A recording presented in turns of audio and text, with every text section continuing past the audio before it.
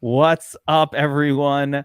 We are live. It's NFL Week 13. This is Tournament Tactics, where we take a look at the FanDuel, the DraftKings tournaments, main slate tournaments of the week. We're going to give our approaches. We're going to give some tournament approaches, ways to get a little bit different. With me, as always, not the full team, but the trifecta, the tri-goat community, as we like to call ourselves. Bobby Millions, multi-time Millie Maker winner himself, sleeps in a bed of money like this, does angels in it from all the DFS winnings. And I've got the mathematician, the Shark Lab himself, Burns, down below here. And we're going to take a look at the NFL Week 13 slate. Now, before we take a look at that, BobbyWow, did I hear you got the Italian beef? Is this real? right before we went live. The authentic Chicago Italian beef. Oh, we start a little late, so we bled into dinner time. But look at guys. Oh my goodness! Look at that. You got the hot peppers in there, mozzarella. Oh my lord! Is there an au jus that comes with it, like a dipping sauce? Does it come with that on the side? It comes sopping wet. It's completely soaked in that. Oh, sopping wet, Geek. Oh my god! I'm so excited. I had an authentic Philly cheesesteak tonight over at Jersey Mike's. That's good. Ooh. That's not authentic. It's a joke, because Jersey Mike's, it's like saying I had authentic New York City pizza over at Sbarro's. It's one of those. Jersey Mike's is not authentic. That's the Midwest shit, man. That's some Subway version of a cheesesteak. I like. I'm in New York. We don't have Jersey Mike's is like 10 tiers above Subway, for the record. Yes, that is true, though. That is fair and true. But we've got it, guys. This is a crazy week, and I've been waiting for Tournament Tactics all week because we've got to talk through the slate. It's getting crazy. There are some very, very obvious games to attack, and then there's a couple of less obvious spots. Just found out that your boy Justin Fields is going to play. That adds some intrigue to not necessarily the Chicago side, but the Packers side of that game for me. So. Let's get into this Tournament Tactics NFL Week 13. And I'm going to throw the chalkboard up on the screen here. And I'm not sure if these owners... oh, my God. All right. I'm taking those ownerships off the screen. I'm not even dealing with that shit. Because I'm sorry, but if Trevor Lawrence and DeShaun Watson are going to be... Who's playing? Are people playing DeShaun Watson? Wait. Am I tripping? No, people are playing DeShaun Watson. That's a thing this week. Oh yeah, revenge narrative, Geek. They're all pumped about it. Who? What is happening? A lot of people will play him. Really? Yeah, I bet he's like 7-8+% owned. I'm seeing the ownership projection. I'm sorry, these are stupid ownerships. So I hope that this is the case, but it won't be. None of this is right. This is why Sunday this will change. I do not accept what I'm seeing here. I'm not even going to throw it up on the screen because I'm actually bothered by it. There's no way that Trevor Lawrence, the highest owned guy, Derek Carr and Jared Goff are in the what? You should be bothered by it, but I don't think it's as off as you think. Really? Yeah. I hope it's not. I hope this is correct. But I'm not bothered by it in a bad way. I'm bothered by it in a good way. I'm like, holy shit! I know. All right, yeah, let's do it. Let's let this group. Are you serious? Let's let this group be the chalk.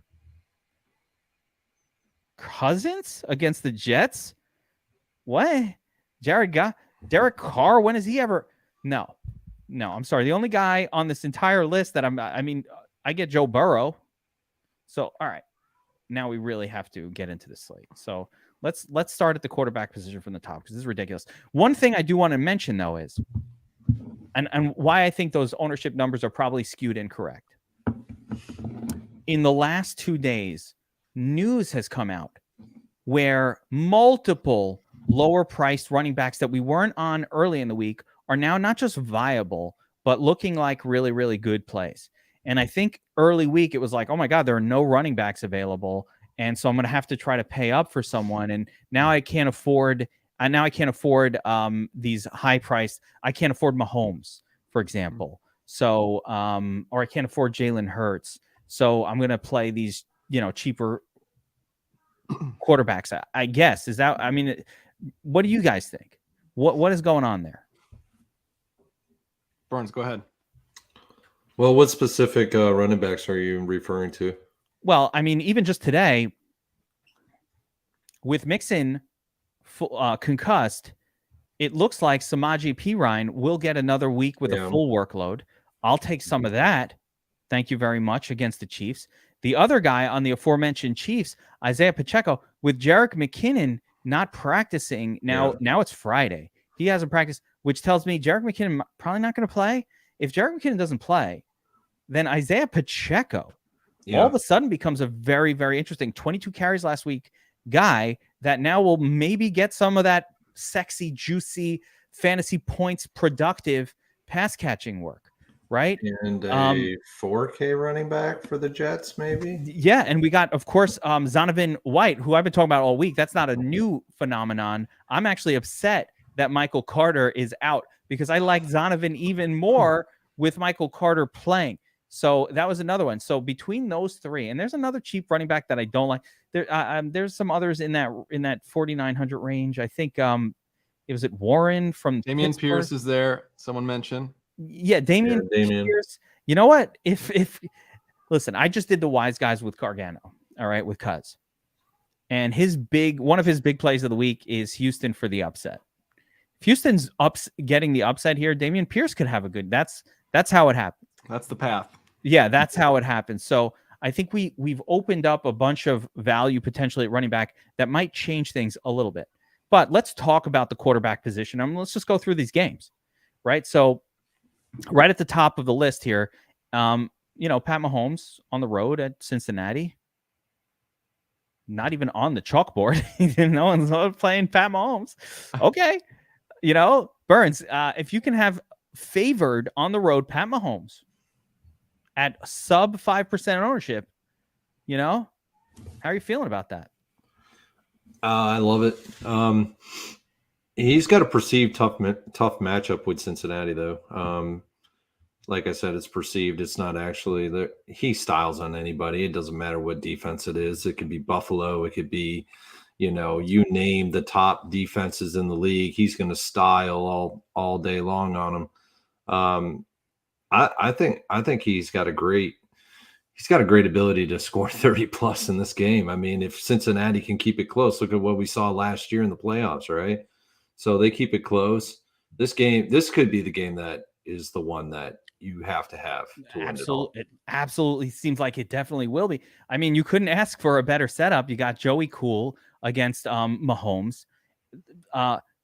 Here's one thing I like about Mahomes, Burns, is obviously it's expensive to pair him up with Kelsey, and you almost have to have Kelsey in the lineup with him. But the second player could be Sky Moore at Stone Min, right? Or Marquez Valdez-Scantling at 4K. So that second piece to the stack when you got Mahomes, it's that second piece that makes it affordable, right? Because I don't really want Sky Moore. I think actually Sky Moore is a standalone play anyway. He's fine to play in any lineup. But the fact that I can pair him up, or even if it is Juju Smith-Schuster, who is my problem with Juju is I don't think he's any better of a play than the other two. But he's the one that if I had to X out somebody out of all of them, it would be him because of his price. But otherwise, he's a good play. Don't get me wrong. Yeah. He's a good play. Yeah, even he's not that expensive. But BobbyWow, how do you feel about this one? You're nodding. Yeah, I love it. How can you not love the total? It's in a late slate and two teams that the defense, like Burns says, it really doesn't matter all that much when it's Patrick Mahomes and Joey B. So I love a lot about this game. Yeah, I would not worry about Melvin Gordon at all in that one. I do not expect him to do much. The other side of that game, Joe Burrow. So Joe Burrow's coming in on DraftKings at 6,900 for this one. So a little bit of savings, not a lot, but a little bit of savings over Mahomes. Mahomes definitely averaging a lot more, but not that much. Like Joe Burrow's average 24 fantasy points per game. Mahomes is at 28. So it's not that crazy different. And Joe Burrow has just as good of a matchup. There's almost no chance that this game is one of those ones where actually there is no chance where Seattle's just or the Bengals are just sitting back on the run, or Mixon. Mixon's not playing. They don't have a running back to lean on. It's going to be Joe Burrow throwing for touchdowns if they're in this game. And he's got Jamar back too. He did. So I think the negative for me with Joe Burrow is just how expensive. So he's just very expensive to stack because those pieces between T. Higgins is priced above his historic norm because he had been starting for the past few weeks. So I think this one for me is the less good of the two stacks. What do you guys think?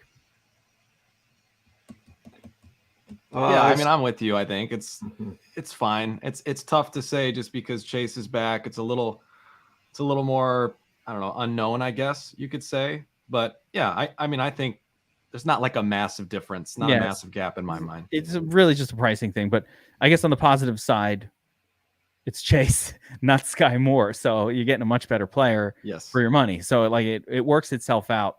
Burns, how do you feel about Burrow being that he's an underdog and that is breaking a Millie Maker Shark Lab rule? It's a tough one because he's at home. If he was away, it would be even better because away underdogs have actually fared pretty well this year. So it's a little tricky for him because he is at home. But the wide receivers, underdogs, wide receivers are actually faring very well this year. So I can see Cincinnati faring, putting up some pretty big numbers, especially with Chase. He's the guy. But don't count out Boyd, though. I mean, Boyd had a good game the last time Jamar Chase and was actually on the field. So it was him with Burrow and Chase. So don't get too crazy with Boyd either, though. Let's not. He does it like 3 times a year. You just got to guess the game. You got to guess that right time. So I wouldn't go crazy with Boyd either. But tournament mix, a couple points. I'm down with that. Yeah. I think one more thing to mention is without Mixon, I don't think it's a coincidence. Joe Burrow is running the football more. I think he had 9 or 10 rushing attempts last week, which adds some intrigue for me. Did not notice that, yeah. But that is really interesting. Good observation, Bobby. I did not even notice that about him. Let's see if that trend continues here. So I'm keeping it over with you, BobbyWow. Justin Fields is coming back. He's got the shoulder. It's not the throwing shoulder, but traditionally running quarterbacks. Now, Justin Fields has been the guy, right? He's the man. But running quarterbacks, sometimes when they have an injury, all of a sudden the team's not running them as much, and then they lose their superpower. But Fields just doesn't do anything else. He has to run because they don't even have any wide receivers. The Bears didn't bother to have wide receivers on the team. So he has to run. Can you play? He's going to run. Yeah. Can you play Justin Fields? Do not. First of all, I got to talk to Bill for a second here. Oh, Bill, God. Bill, look at me. Look at me. Bill, don't play Lamar. Fuck Lamar. Don't play him. This is not the spot for Lamar. Denver Bronco. Lamar only scores. He only puts up points when the opposing team puts up points. Stay away from Lamar. What do you mean you don't trust Russ? No. Don't touch Lamar. End of sentence. Now back to what we were doing. So no Lamar. But Justin Fields, he is priced up. He is priced up like was doing his thing all season. BobbyWow, like what am I going to do with Justin Fields? I don't know what to do. Here's the thing. He is $1,000 less than he was a couple weeks ago. So you are getting a little bit of a discount with Justin Fields. I'm biased, Geek, but here's the truth. Justin Fields is going to come in at 2 or 3% ownership. And the reality is the Bears would not be playing him if he could not run the football. They would sit him the rest of the season. If they thought there was a genuine danger to his future, I guarantee you he's not playing. I think Fields is going to be at full strength. I think he's going to be running the football. And I think the Bears team as a whole knows this is the opportunity to kick Rodgers down once and for all. Like there's a genuine buzz and a hype of they don't own us anymore. This is the game where that shifts a little bit. So obviously, I think Jalen Hurts, Patrick Mahomes, better plays. They're better plays on paper, but man, 7 or 8% of Fields will be enough for 3x. I really like getting some Fields. A little bit. I'm with you on that. I don't know that he's stackable. I do think he's stackable, Burns, with Cole Kmet, right? And Mooney's out, so Claypool's going to see some extra run too. So Cole Kmet and Chase Claypool kind of limits those external players down. So yeah, I don't know. I like it at a small percentage. Let's not go crazy on this one.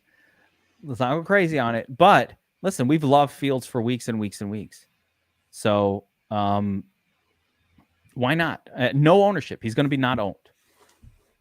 Burns, it does not match anything that the Millie Maker Shark Lab would ever want to do. Yeah. It It's doesn't tough. match any parameter. He's an underdog. He's a home underdog, like the worst kind of underdog. Yep. Injured running quarterback. Like there's red flags all over the place here. Oh, very much so.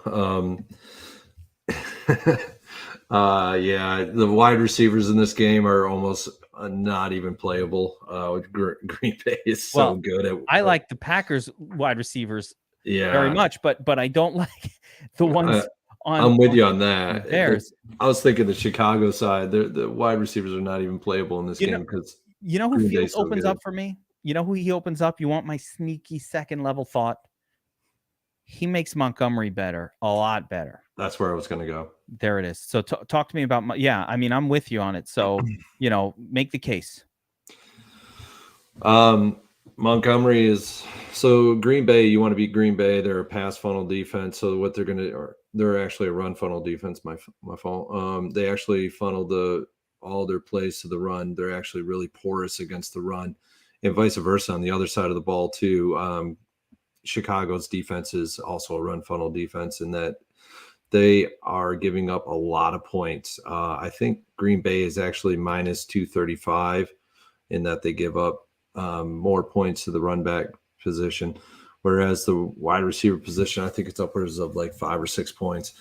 So be careful with the wide receivers from Chicago side. I don't mind Fields in this game. And here's the type of stack that I would do in this game. I would do a Fields with Montgomery stack in this. Only it's not a very good correlated play. The reason why you're getting all the rushing touchdowns, and if he throws a touchdown to Cole Kmet, then you got everything. That's the only reason why I would play that kind of a stack. It's not correlated, but I actually think there's a mild correlation in just the fact that if the Bears are competitive in the game and moving the football, there's a better chance that Fields is doing well, but also that Montgomery has actual scoring opportunities, where when Fields wasn't going to play, I was all out on Montgomery because I don't think the Bears offense under not Fields is moving the football to where there are any scoring opportunities at all. So, all right. I like that thought process. The other name in the expensive zone of quarterbacks here, and just kind of going through kind of expensive and cheap ones. The other name is Jalen Hurts, and I don't think Hurts is going to be high owned at all. I think he'll be the forgotten quarterback of the elite tier. Listen, people are even mentioning Lamar Jackson, like, don't play Lamar. But Jalen Hurts, Tennessee is very much a defense that funnels away from the running back and to the quarterback position, which is nice since we saw that the Eagles last week were very willing to allow, their running backs to suck up all of the fantasy production when given the opportunity. So I like it. In the chat here, I don't remember who, but somebody was mentioning Hurts to AJ Brown. I'm fine with that. I'm fine with that combo. Tennessee, very, very good team to attack with opposing wide receivers. Yeah, I think Hurts is the best quarterback play on the slate. Ooh, all right. Make the argument, Bobby. I love that. Better than Mahomes. By the way, I have a decision in a fantasy league between Mahomes and Hurts.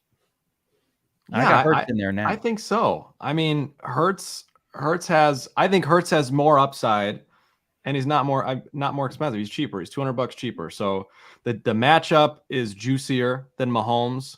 Hurts has a healthier offense than Mahomes, and he's got rushing upside like crazy that Mahomes doesn't have. So I love Hurts, especially if he's going to be sub 5% ownership. I don't buy it, but he'll be my quarterback that I have the highest exposure to. Honestly, I think he will be low owned. I do. I think he will be. I think Mahomes is going to suck up that pay up ownership, and they'll default to Mahomes over Hurts. I think that's likely. People let's not sleep on the fact that Hurts is at home. Which is Mahomes is on the road, Hurts is at home. So if we have to compare these two situations, Hurts' spot is a little bit better. But that Tennessee-Philadelphia game just carries a much lower game total. So there's that. Burns, if you have to weigh these two factors, we've got ownership favoring Hurts over Mahomes.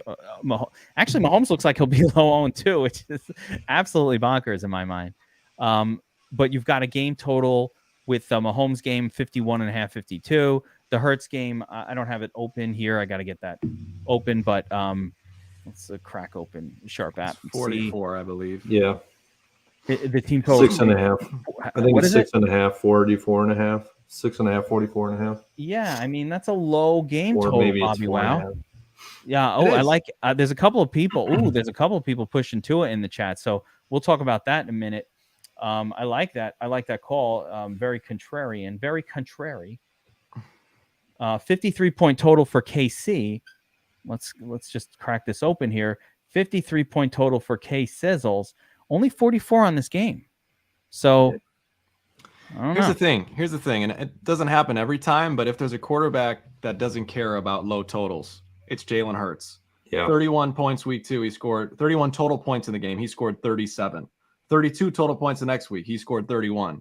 There's several of these situations. So Hurts doesn't seem too bothered by low totals. He's like one of the few guys that doesn't get killed by those. Yeah, and it's just if he's going to run for 150 yards, it really doesn't matter what the total on any game is.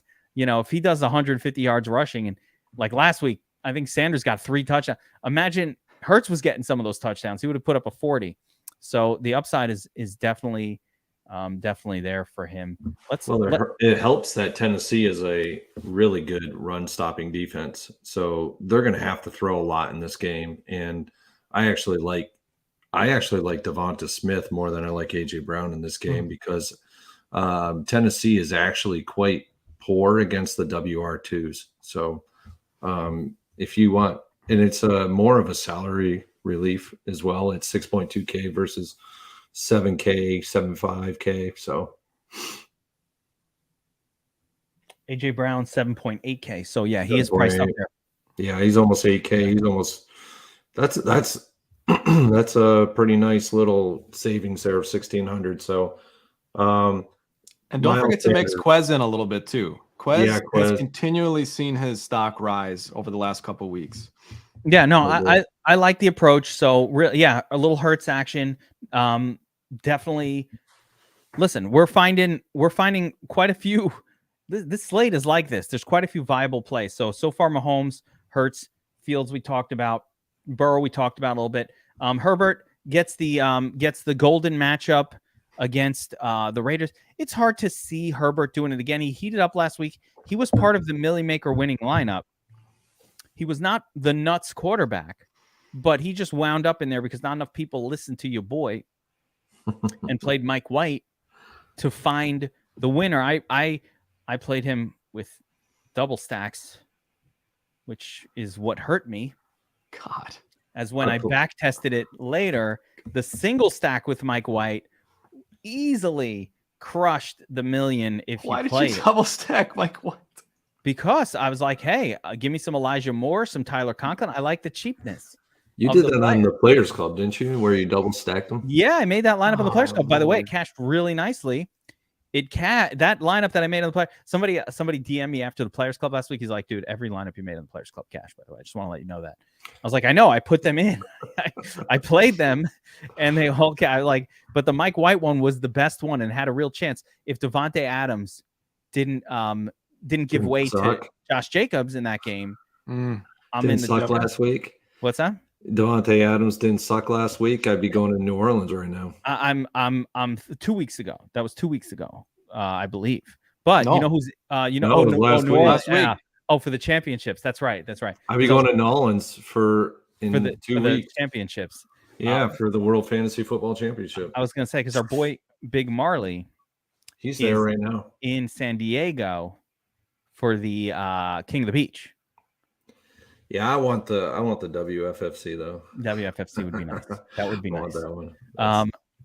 That would be nice. So yeah, but Herbert at the Raiders. So let's just talk about that game real quick. Obviously, I never play Derek Carr. I love that he's going to be on the chalkboard. All the donkeys are talking. Sorry, this is too funny. Is it real? I don't know. He's going to be a lot more owned than that. Really? Oh, why? Yeah. Who?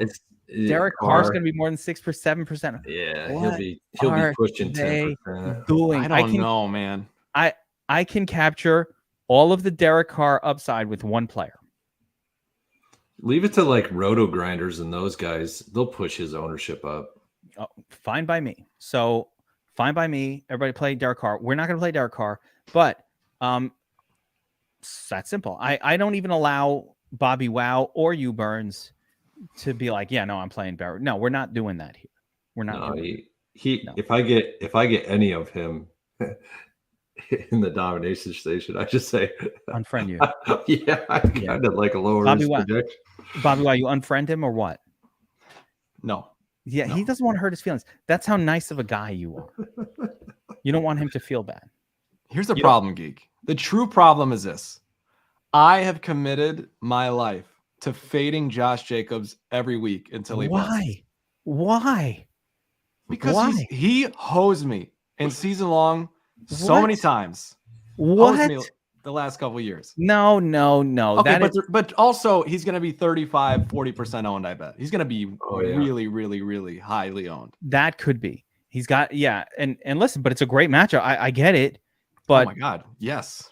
And again, up until about like 6 hours ago, there were like 3 viable running backs on the entire slate.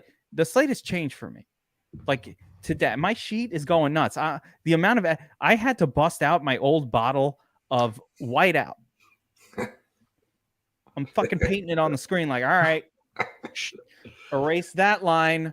You know, like so many things changed. I just had it going very different, and all these injuries and these weird things. I like Mixon before, like he's gone. He's not playing. So like a lot of things changed in the last couple of days. I'm still trying to catch up, but as far as Josh Jacobs, like, listen, Josh Jacobs, good play. I mean, he's going to be high owned and whatever, but 33 carries last week, and is 7 targets. He's an excellent play. Yeah, he's certainly a good play. So I'm not playing Derek Carr, but if you're going to play Herbert, mix him with Eckler, mix him with Palmer. I don't think Mike Williams is going to play. And I don't like one thing I'm going to tell you, Burns, you know who's never been part of a Millie Maker winning lineup? Keenan Allen. Yeah. I like him though. He's a good play. Jacobs in this matchup is so nice, but coming off of a 51-point performance on DraftKings is like, oh my God. And now everybody's going to load up on him. It's a donkey move to chase it. You know what it's screaming? And I kid you not. It is all Devontae Adams and Mac Hollins week, man. I'm not even kidding. It's shaping up to be that way. It's just everybody loads up on Jacobs. He had a 51 burger last week, and then all of a sudden that 40% ownership you have in him is shit because he does shit. I actually think Jacobs unfriend Derek Carr. I actually think Jacobs will be fine, but if let's say he puts up 20, that's not going to do it though. Enough. That's the thing. So every single week, if you look at the returns of those two players, and I like that we're talking through this game, it's always it's Adams or Jacobs every week's putting up 30 plus. Like you can go back to the start of the season. It's like 1 or 2 games where that didn't happen, but it's almost always that one or the other is putting up 30 plus, not 20, 30. That's a big number, and it's because the Raiders offense basically runs through two players at this point.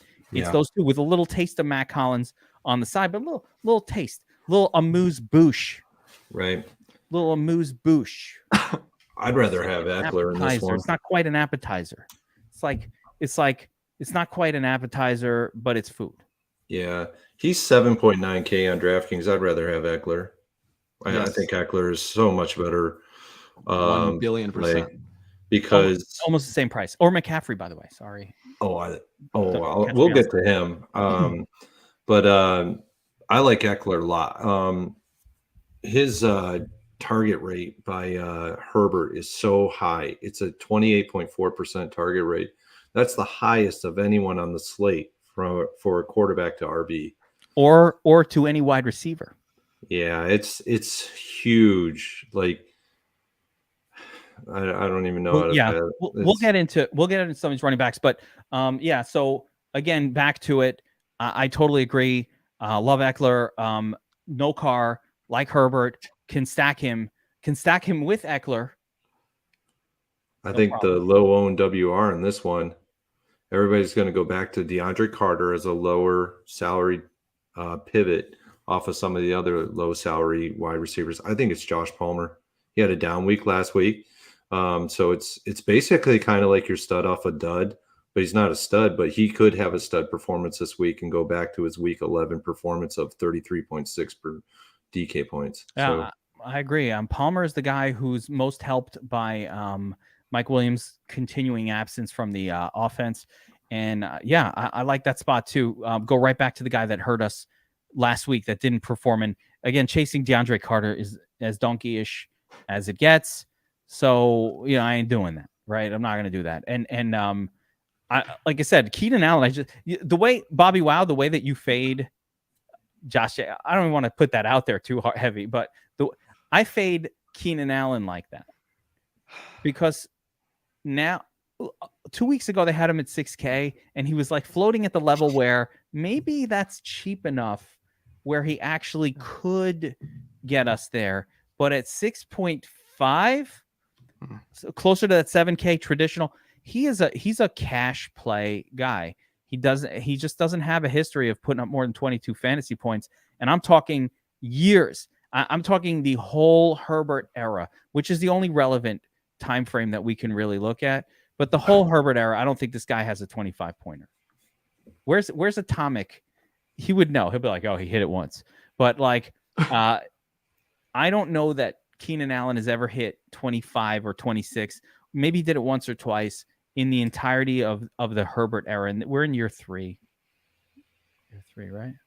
Yeah. He's in year 3. So at some point, I'm accepting who this guy is, which is a nice high floor possession wide receiver, not somebody who's going to help us win a tournament. So for that reason, I'm out on him specifically. So let's continue down the list here because we got a couple more. So we had some people mention we had some people mention Tua. Mm-hmm. Tua is really interesting. And Shark, I'll go to you first with this one. Mm-hmm. Obviously, this is not a good on paper play. Not at all. San Francisco is so good. And they're good at home. Their defense is really stout at home. This is a really tough matchup for Tua. It's a really tough matchup for the wide receivers as well. And it's a really difficult stack, right? We always talk about Tua plus 2. Yeah. It's a very, very salary constraining stack with Waddle and Hill. Everybody's so, and the bringbacks are everything's pricey in this one.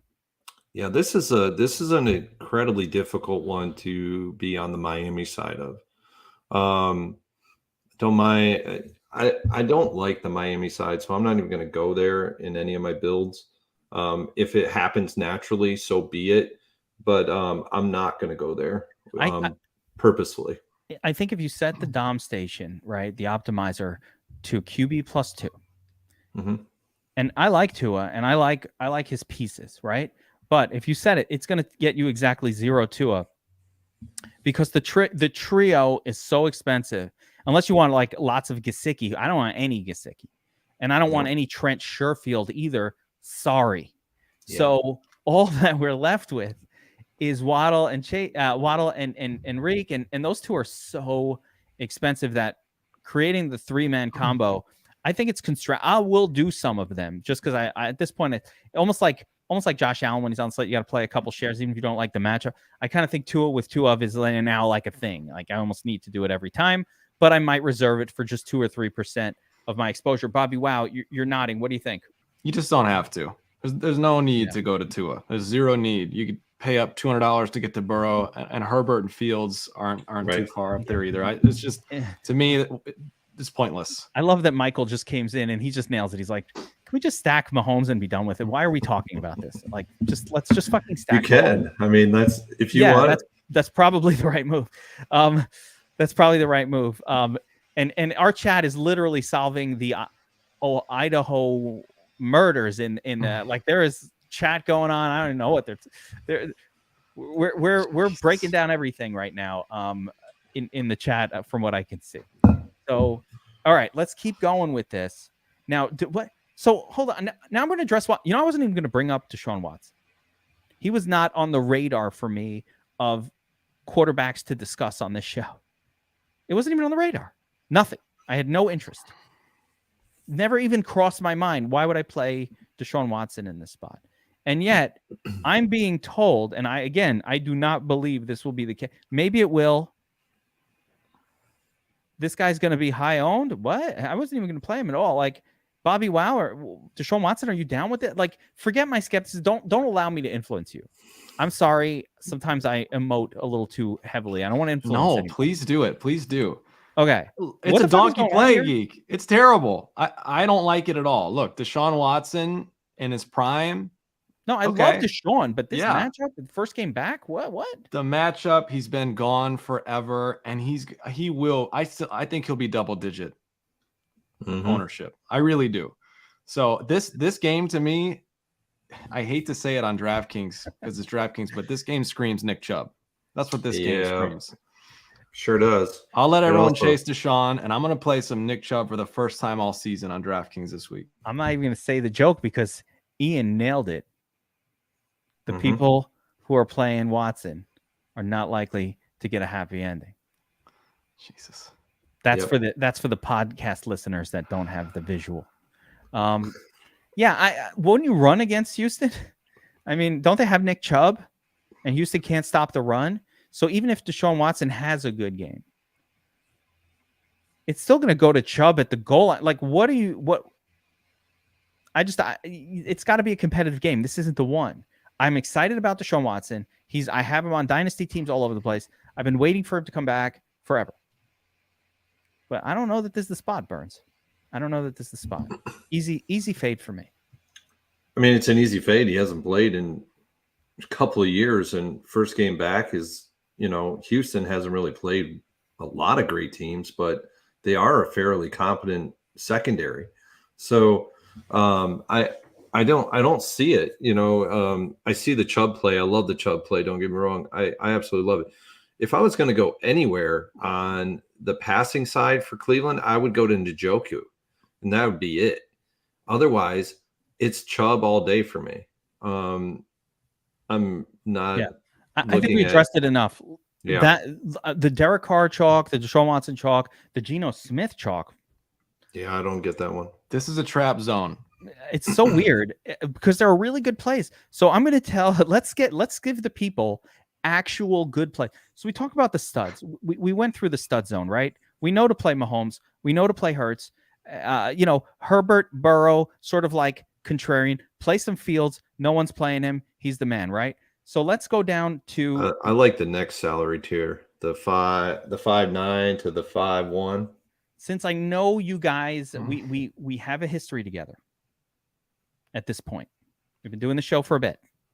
I already know somebody is going to be interested in Jimmy Garoppolo. So which one of you would like to tell me why you're going to play Jimmy G? Is that happening this week? Bobby, why are you shaking your head? No. This is Burns loves Jimmy. I thought Burns, is that your thing? I hate Jimmy. Okay, I hate Jimmy too.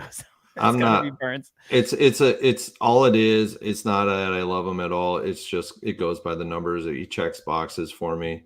He's got his full range of weapons with him. He's got Debo, he's got Kittle, he's got Ayuk, he's got CMC. So there is a lot of goodness there.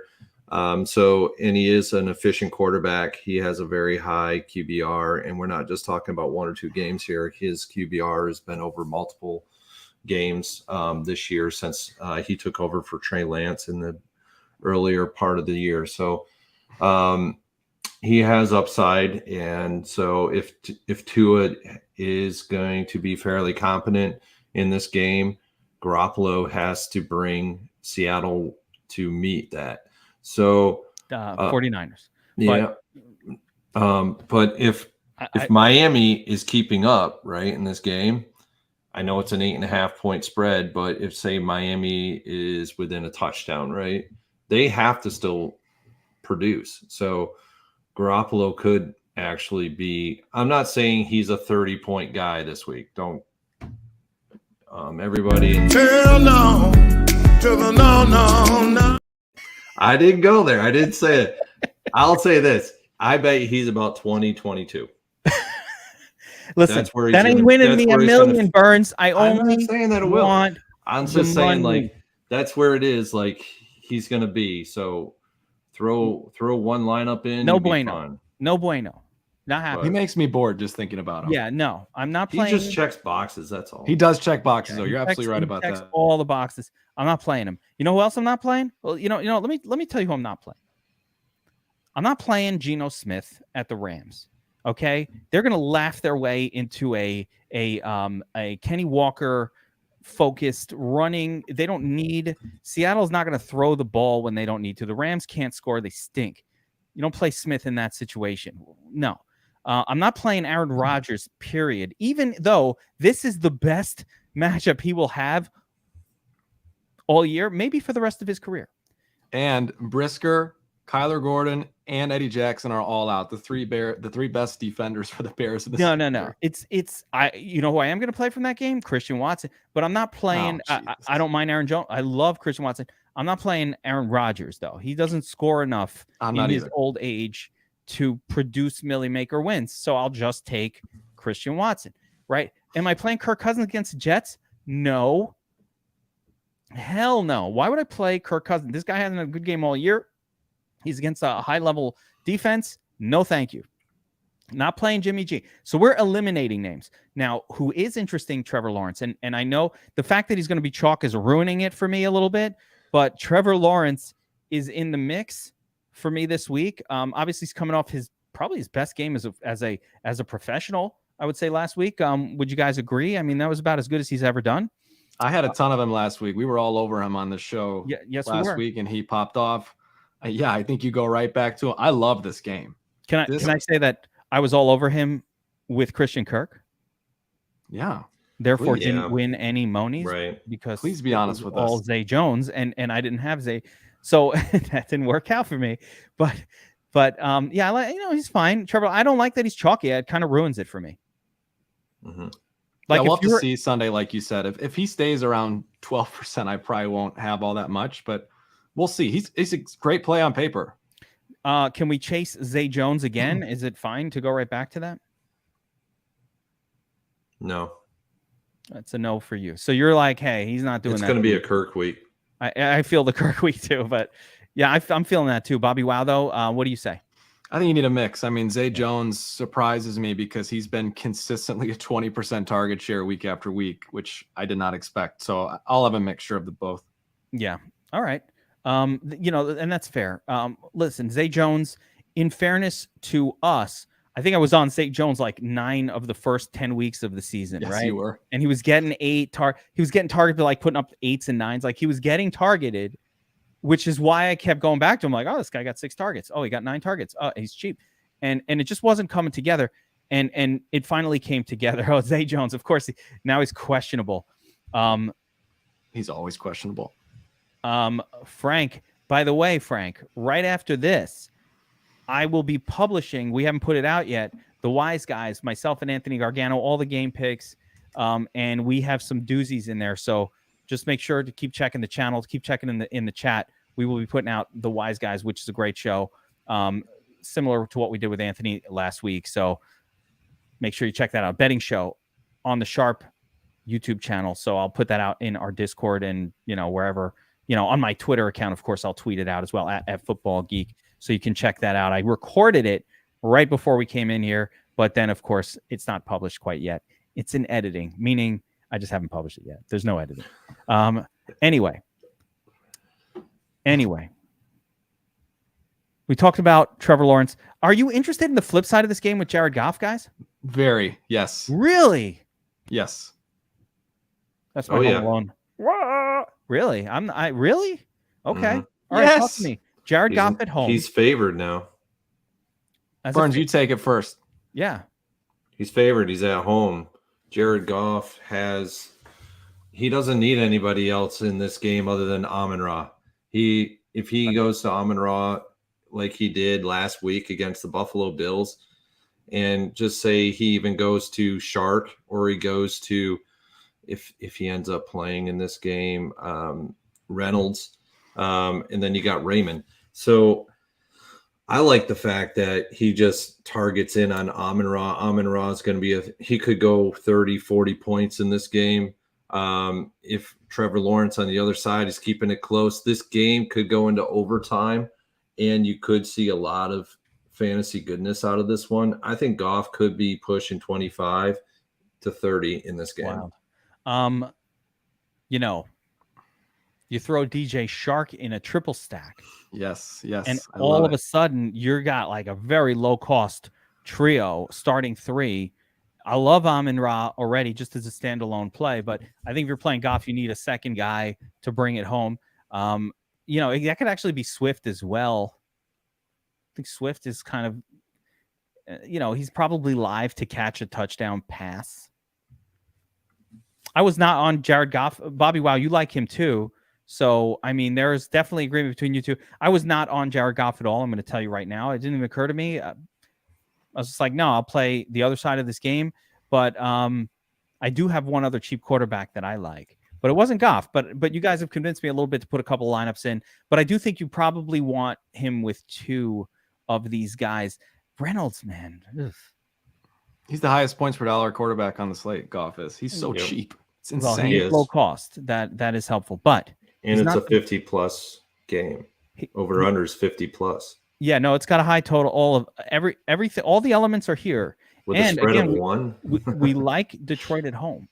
Mm-hmm. They play better in the dome. So, all of those things are adding up to some interesting potential. I guess you could even throw in the mix a Travis Etienne at that point and just get sort of the whole game situation, probably a lot of game stack situation going here. Hopefully he's healthy. I've got one more quarterback, a low price one that I've been know where you're going. Saving. No one's going to play him. Now, we discussed this quarterback last week. No one played him. You think he's actually going to be able to do it this week, though, like he did last week? Listen to me, Burns. We discussed this quarterback last week, right? I said, play him, right? Then I went in the Players Club. That's what I'm talking about. Then I went to the Players Club, our VIP-only DFS Army breakdown that I do on Saturdays, right? Hang out with the crew. We make lineups together. We talk about the whole slate. And what I do, I made a bunch of lineups with this quarterback in it. Then I look at the tournament, the Millie Maker. This quarterback was just 1% owned. Apparently, the lineups I made were the only ones that were in there. Mine were in there too.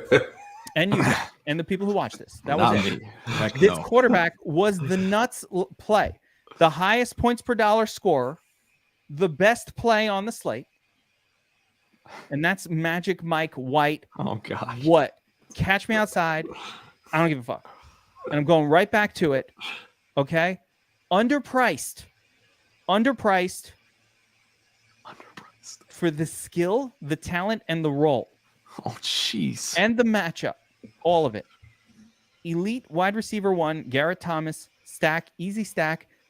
Bring in the tight end, Tyler Conklin, against the team in the Vikings that can't stop anybody. They have no defense. Now, in fairness, the Bears defense, like I said, love you, BobbyWow, personally. But the Bears defense really bad, which allowed Mike White last week to do very, very well for the Jets.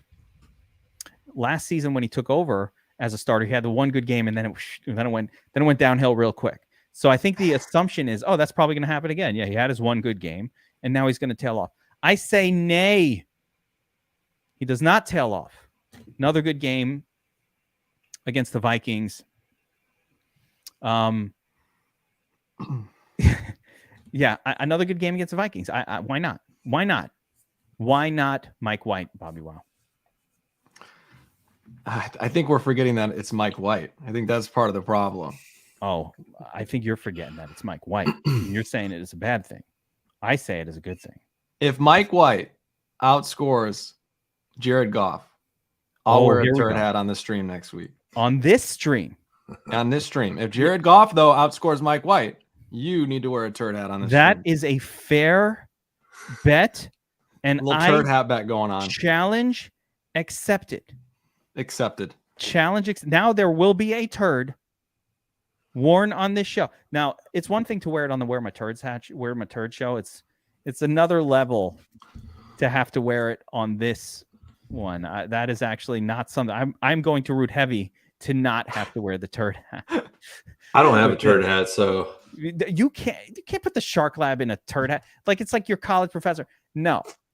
I got my turd hat on it. See it? It's all blue and harsh because everybody thinks you're a Giants fan. Wait, you're not?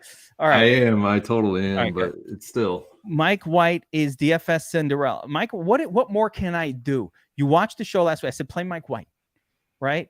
And then he was the nuts play at 1% ownership. I'm doing that once a season. That's it. I have one of those in me, and I did it. But I think we can do it again. I think we can do it again this week. Mike White is good. He's a good play. He's a good play. He's a good player, and he's a C. He's a good player. Well, he's about a C quarterback, right? He plays at a C level, like an Andy Dalton level. But the Jets team, yeah. But the Jets team, he's better. Pretty easy to stack with too. Yeah, just stack him over that. By the way, what does it hurt you to put 5%? We're talking about Jimmy Garoppolo. True.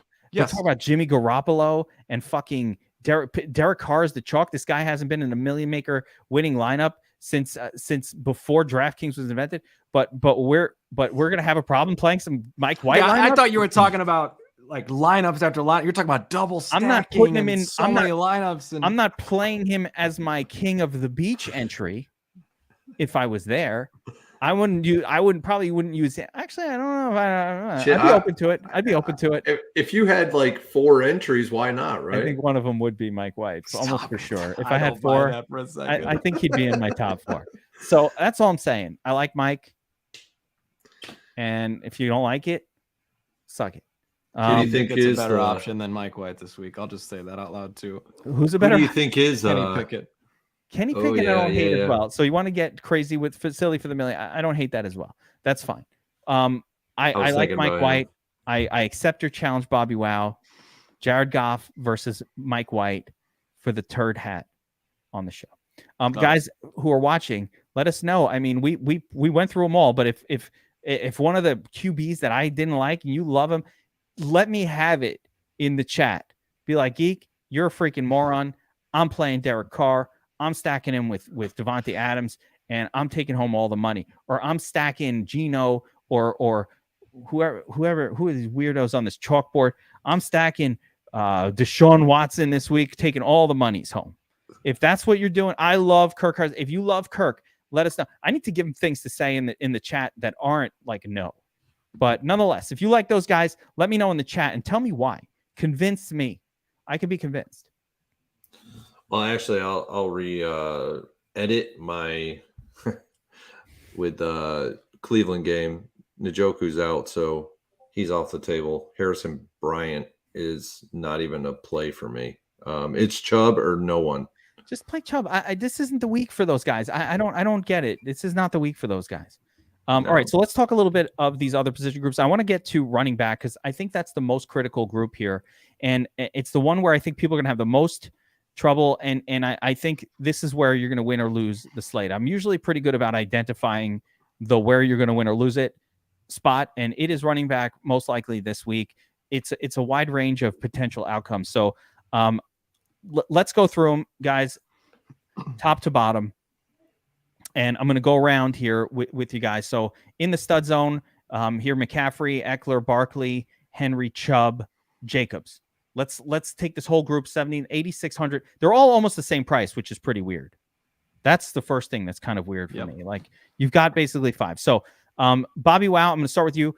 Order them for me. Anybody you're not going to play, give me your favorite, your least favorite, and who you're high on of this group. Austin Eckler is far and away my favorite. He's the top dog for me this week on DraftKings.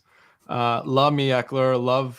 I love Derrick Henry as well, and Nick Chubb. I'm not as big of a fan of McCaffrey, although I'm excited to hear Burns sell him because I think he's going to have some really good points. And Josh Jacobs. Look, Josh Jacobs is one of the best plays on the slate on paper. But to me, he's the guy I'm identifying as I want to get some leverage by being underweight. So that's the order for me. Jacobs 26%. Again, I don't buy any of these numbers. This is Jacobs will be higher. He'll be higher than that. It's so gonna. By the way, I'm not criticizing the numbers. I'm just saying, like, new information's coming out in the last day or two that's gonna massively change ownership. So don't even take too much. There's be truth to it, but new people will emerge. So Burns, of that group, I'm on Eckler as my number 1. McCaffrey would be my number 2. And then Chubb is my number 3, then followed by Henry. I like Christian McCaffrey. He is a pass catching back. Him and Eckler they're DraftKings gold when they're doing their thing, right? We've seen it multiple times with Eckler this year. And we've seen it once with Christian McCaffrey since he went over to San Francisco. Elijah Mitchell, not for the rest of the season. Exactly. Yeah. And here's another point. Miami is porous against pass catching running backs. They're 29th in the league against short passing situations. Christian McCaffrey will be in short passing situations, as will George Kittle in this game. This game sets up well for a Christian McCaffrey and Kittle showdown on the San Francisco side against Miami. I think Christian McCaffrey could be your slate breaking running back this week at extremely low ownership of, I don't even think he eclipses 7.5% this week. I love it. I love that call. I just have to, so we have our points against chart up here on the screen so people can see it. Miami is not bad against running backs generally, although as you mentioned, a little worse against the pass catching running back. That kind of stat usually hits because they're very good against actually stopping the running back up the gut, which is why you kind of have to throw to the running back against them. But Miami against tight end, they are Arizonian in their badness against the tight end position. George Kittle is one of the better plays on this. Very sneaky play too. Almost don't want to talk about it because George Kittle's looking like a 3% owned potential smash. You want an awesome stack this week? I hope it doesn't involve Garoppolo. It is George Kittle and CMC. There you go. I like that. That is an awesome secondary stack. And your other awesome secondary stack is Eckler with Palmer. Love all of that. So, all right, I'll just go through this top zone here. I pretty much agree with you guys. It's funny that I was waiting to see if anybody mentioned Saquon Barkley. That's kind of why I threw him in the mix. I just wanted to see, and no one mentioned him. I think Saquon Barkley is just not worth 8,200, and he hasn't been worth it all year. I've been saying it over and over and over again. He's just not worth his DraftKings salary. He's a very, very consistent player. So the way that DraftKings prices a player is basically, if you look at their fantasy points per game average this late in the season, at this point, you can start to know that they're going to price a player at about 2.5 to 3x that number. So at Barkley's scoring about 19 fantasy points per game. So it's about 2.5x. So 8, 16, 20. That's where they're coming up with that number. But it's about 2.5x that they're all priced. So you look at it, they're all kind of that way, or for the most part. But Barkley has no ceiling. Like, he only had one game over 30 points week 1, and every other game it's been about 22, 23. And he's been at 8K, and you need 32 at 8K to make value. So I just don't play Saquon Barkley as much as I like him. And I'm very happy to have him on my season-long team.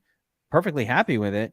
But he's a good player. It's just that the team doesn't throw enough to the running back for him to get to 32, and they don't score very often. I love Eckler as well, Chris McCaffrey. Nick Chubb I'm less excited about, I think, than everybody else. And that's just me. I never really play Nick Chubb, and I don't think I'm going to really change that.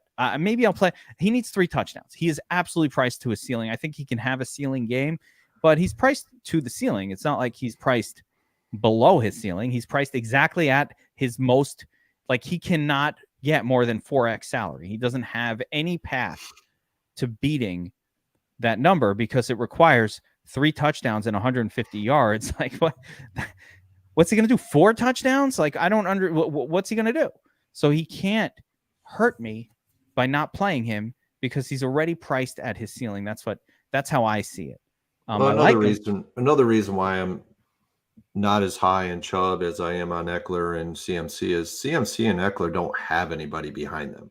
I mean, yeah, I understand there is somebody behind Eckler, but yeah, it's not that great of an option. No, there's really. Whereas Chubb has Kareem Hunt behind him, and he could vulture him. So you got to be careful with Chubb and going like way over what you should go with him. Let's scroll down to the zone of running back. We're in the middling zone here, but we're about to get to the important. Yeah, we should be able to get to some of the important names on the slate. So, in this next run. So, Joe Mixon, concussed. Do not expect him to play. Kenny Walker's interesting for me. Just a really good player, heavy favored team. But the Rams are pretty good against the run, but the flip side is I think their team is toast. And so I think you're just going to, but I think the Rams are kind of toast. Aaron Jones, interesting play again. You talked about before workloads and stuff. Man, Aaron Jones could really go one of so many different ways. What does the Shark Lab say about Aaron Jones specifically? Because, like, for me, Aaron Jones can go so many different ways, but one of them is scoring 36. Yeah, he is a peak and valley guy, right? Like against Washington, he scored 30 plus, but he got a lot of it towards the conclusion of that game. Like he doesn't get enough touches most of the time. He's just not normally getting 25 touches in a game, and I need 25. Normally at this price point, I would like 20 to 25 touches. Especially with Dylan behind him. Now, Dylan he's a really good RB2. I mean, he's a bruising back. He's getting the goal line vultures. I worry about Aaron Jones, not particularly in this game, because, it's a really good matchup for him. And I really like the matchup for Aaron Jones. But I think this could be a Austin Dillon game, or AJ Dillon. So I'm a little worried about Aaron Jones in this game because Aaron Jones. It doesn't go well, and it doesn't go well if like the Packers are absolutely dominating, because that is when you start to see some of these other guys. BobbyWow doesn't like to think about anybody scoring against his beloved Bears, but I could see you're just like, no one can score against us, but keeping it real. What do you think about Jones, BobbyWow? I like Jones a lot. He likes playing against the Bears. He's got 5 touchdowns in his last 3 games against the Bears. The Bears defense is brutally bad right now. They've been bad against the run all year. They're even worse with all the injuries. So I like Jones. Below 7K, he's really intriguing to me. So I'm definitely going to have a lot of Jones. Yeah. I will. I'm crossing Miles Sanders off my list. Travis Etienne, man, the health situation, questionable, limited in practice. He's back under 7K though. Should be good to go. I mean, he's the right price. 6,400 is a very, very, very good price if he gets the big workload. So I'm going to be down with Travis Etienne a little bit here. I like the zone for the running back position, And I think there's a lot of good plays. David Montgomery is fine right there. I'm not super on Harris, but more so because Najee Harris got the Q-tag. Nothing. He got hurt again last week. Yeah, he got hurt, but he's back. And ETN got hurt last week, guys. That was not him giving way. It was just, ETN got hurt and Hasty came in, but Hasty's not a starting running back in the NFL. Najee Harris, I guess. You guys on Najee Harris? Najee? No. I wasn't when I heard all the news that he got hurt. He aggravated his foot injury, I think. That's what the initial word was, which... Yeah, it was the same foot that he had the big injury on, which concerns me because that kind of thing feels like something that will aggravate during a game. I don't think we need Najee Harris, in fairness. I think he's fine, but we probably don't need him. Somebody asked about Jamal Williams. I don't know. I'm not on Jamal Williams at all. I've been playing Jamal Williams, and I'm not going to start, I don't think, this late in the game. So I'm just not on Jamal Williams. Yeah, to me, like if you're trying to debate ETN or Najee, the obvious play is Dameon Pierce. I mean, he's cheaper than them. He's in a juicy matchup. So to me, he's the guy in this price range that I'll be all over. Yeah. I have a little concern with Dameon Pierce that he's hitting the rookie. Dameon Pierce was not a workhorse in college at all. He was a complimentary back. Like, he was not a guy getting 25 touches or anywhere near that. And they gave him that kind of workload in the National Football League. So, I mean, I have a little thought nugget in the back of my Devi, Dynasty Fantasy Football mind. That's like, maybe he's slowing down towards the end of the year. But I think a lot of his struggles the last few weeks have just been matchup based. Like, his team is always massive underdogs. They're always facing kind of much better teams. And so he just gets phased out. I don't feel safe with Dameon Pierce. His price tag is really good, though. It is, but I don't. You know who I do feel safe with, though? So let's get to the people I'm excited about. Let's get to these guys because I'm sick of dancing around the P Ryan. So I'm just going to say it. P Ryan, Samaje Perine. Okay, last week, 17 carries, 7 targets. Now in the game of the week against Kansas City, there is no backup. I think Mixon's going to play, Geek. I have some concerns. Why do you think he's concussed? There's murmurs that he's going to be cleared. It wouldn't surprise me. If he's cleared, he's cleared. Then no P Ryan, right? Like, it's a very this one's as binary as it gets. This is binary. Let's assume he's out. Mixon's out. Mixon is out. I'm all over P Ryan. Okay, he's got the passing work, the price. P Ryan already comes in the game. All right, so everybody's here. Mixon playing. You know what? Everybody trying to fuck with my shit. That's what's going on right now. All right. No, but you're right.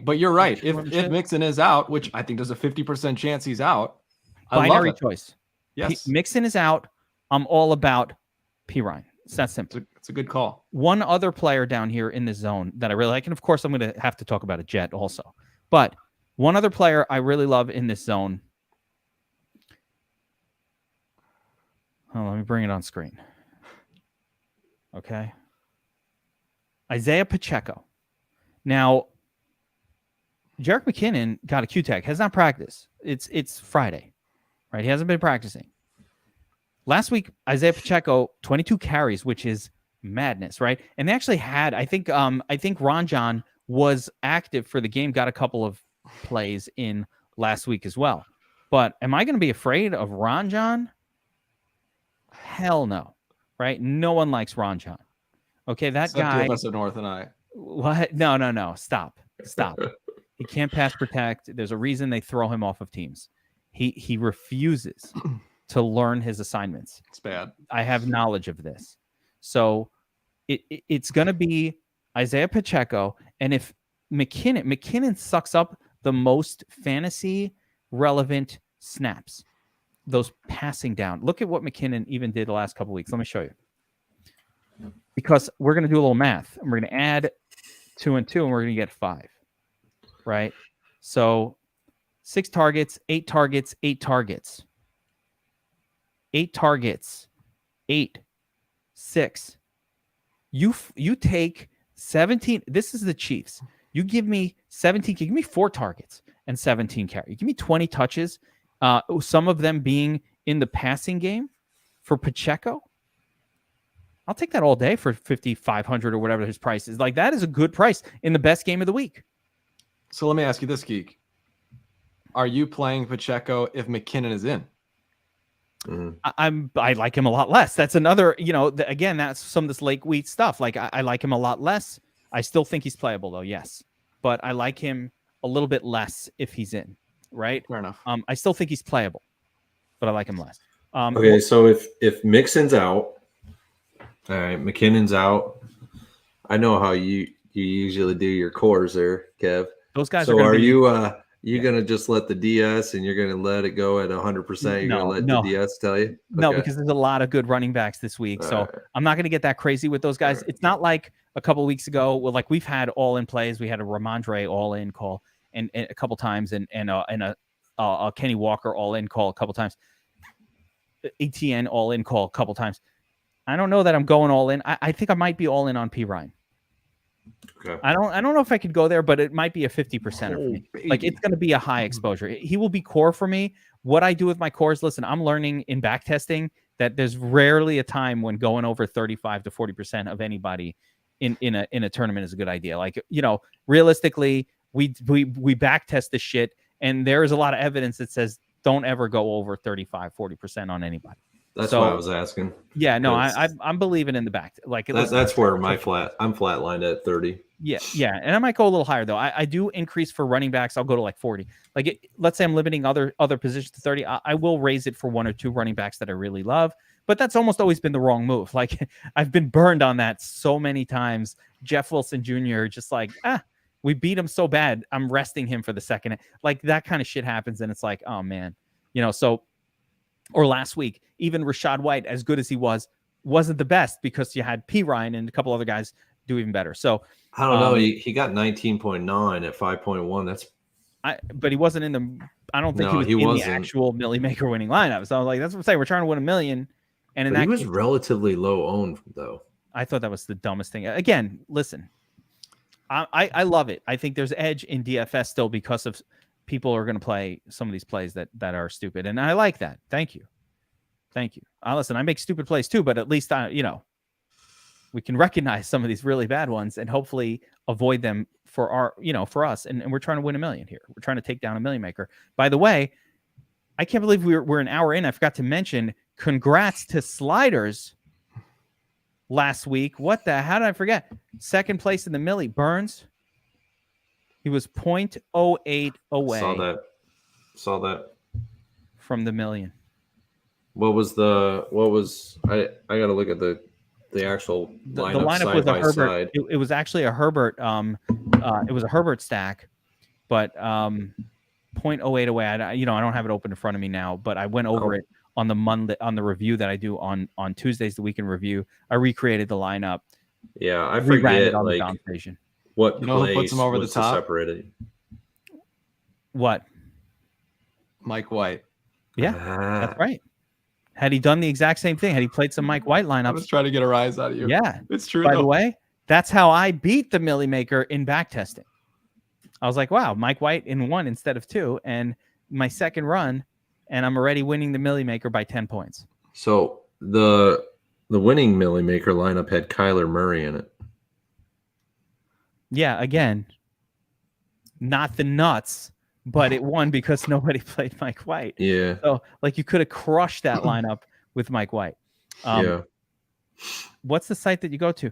Oh, what's the site that I use Fantasy Labs for that.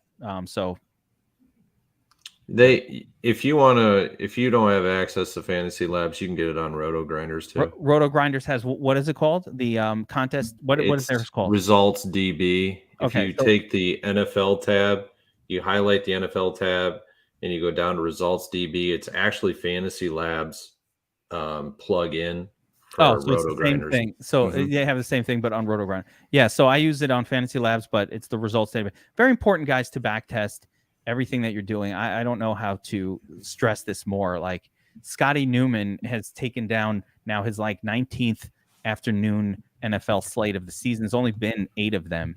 There's only been he's taken down more than there have been. And he's doing the same process. He back tests like crazy. And he tells everybody, you got to back test and develop a system. We have the tool for back testing at DFS Army. You can do this. You just got to develop your system, and it works for all sports. Yes. But if you don't back test, you will never get better at this. I promise you, you must do that if you want to be good at this. The reason I say this on a public, the reason I can say this in public is because I know that 98% of people will hear that and go, yeah, I really should do that. And then they won't. So it doesn't matter to me the fact that the knowledge is out there that you better be doing this if you want to win at DFS, because I know 98% of people will not do it anyway, which is great. It's great. But if you choose not to, understand it's really, really hard to win at this if you don't really come up with a system, test it, and build up your own confidence in that system. It's just hard. It's going to be hard to win. For the record, we want 100% DFS Army to do that. We're like those workers that they work themselves out of a job. We want to work ourselves out of a win at this point. That's how passionate we are. It's never cost me a win. I've never had a situation. Actually, it did happen once or twice, but realistically, I don't really think of it that way. I did like second place to a DFS Army first, and I was like, oh fuck, it's one of mine. I love it.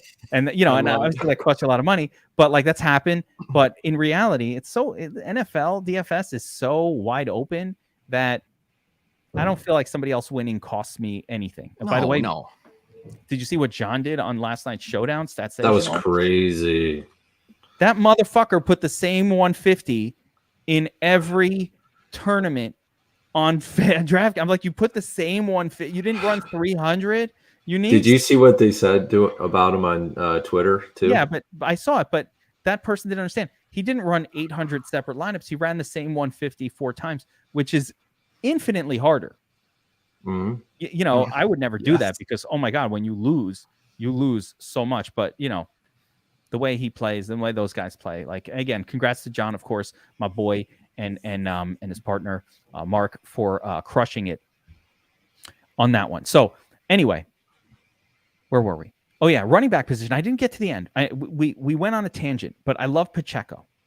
Okay, I love Pacheco, but there's one more player. There's one more player that I like this week, and I know you guys know who it is. I love that you're leaving him for me, by the way, because you guys are like, let's just fucking Kevin say it. Let him say it. Thank you very much. I appreciate this.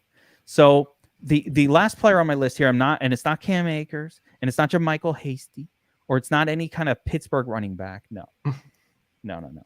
Zonovan Knight. Zonovan who? Zonovan Knight, who I spent all of my FOB on. I blew the FOB. Listen, the playoffs are next week in your fantasy league. I hope you blew your FOB on this guy, because who else are you getting? Right? It's late in the season. There's nobody else. There's no one else. This was the last chance at a starting running back. I know you guys are going to laugh at me or whatever. And yes, the matchup was easy against Chicago, but it's more about the situation. The Jets played him over James Robinson. He was elevated from the they love this kid. Robinson was a healthy scratch. He was a healthy scratch. Healthy. That's the key term. So that means, in a sense, that at least for last week's game, and then if you went and watched the game last week, it's not like Zonovan only came in after Michael Carter got hurt. This guy was in the game the whole time, right? And then Carter comes out. Actually, when Michael Carter came out, they didn't actually run Zonovan much more. They just brought somebody else in for that role. 14 carries, 5 yards per carry, 3 targets, which is the part that I was more impressed by. The targets, the receptions. He's 4,600. Listen. I'm not saying Zonovan Knight is coming out and putting up 35 tomorrow. I'm not saying that. Or on Sunday. Don't laugh at me, BobbyWow. I'm not saying that. What I'm saying is, what's wrong with $4,600 Zonovan if he's going to be the starting running back for a team that is in a close game with a high spread? What is wrong with that? Nothing. What's wrong with that? Bobby Burns, are you down with the Zon? With the Z? Down with the Z? Yeah, he is on the road. He's an underdog. We like that. I'll have him in my mix. So Ian in the chat is hilarious. Like literally, he's just cracking me up the whole time. How does he know my YouTube thing? Emotional damage? Like, it's hilarious. I know there's like this scene, emotional damage. It's great. All right, Ian, you're my spirit animal. Anyway, I don't know where I went with that, but he's cracking me up in the chat here. You don't need much of him either because he won't be owned. He will be unowned. That's when no one knows who's Zonovan. You think so? Yes. Oh wow. He's not on the chalkboard. No, he's not right now. He's not like there's no mystery about Zon. Like we didn't find out anything about him. He's not even on the chalkboard. Again, do I buy this chalkboard as it is right now? Hell no. That's why we subscribe to DFS Army, because this shit gets updated on Saturday and Sunday morning, and then you get really kind of accurate ownerships as we get close to lock. But no, Zonovan Knight's going to be under 5% owned. It's going to be like a sub, especially with P. Ryan and those guys. If they're available, no one's going to play this guy.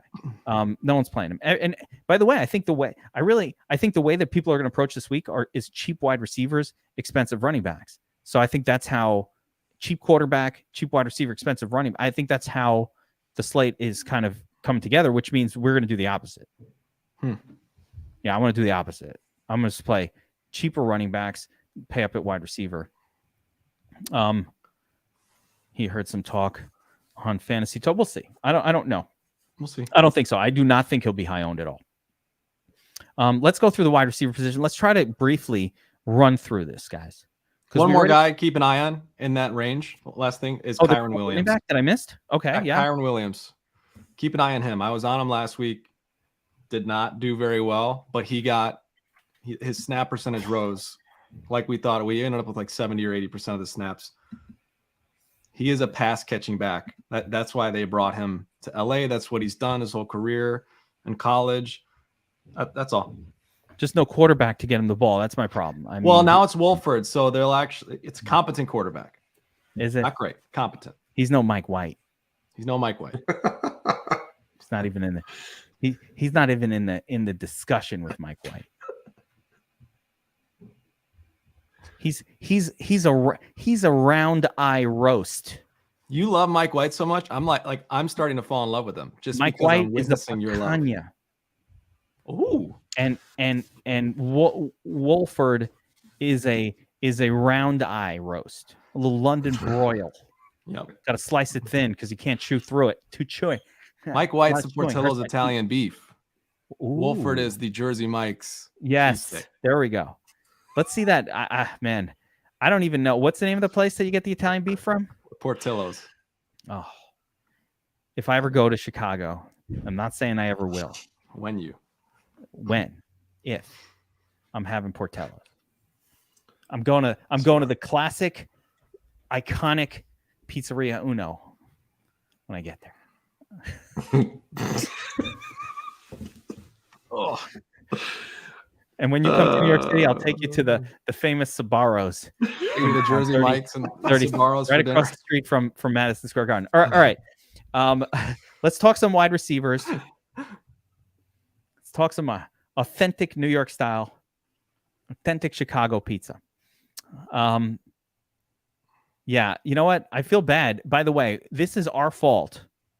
I hope that I hope the tinfoil is wrapped and it's keeping steamed in there, and that all that au jus moisture is still in that sandwich here for you. Oh, it will be. It's going to be there. Yeah, it's all okay.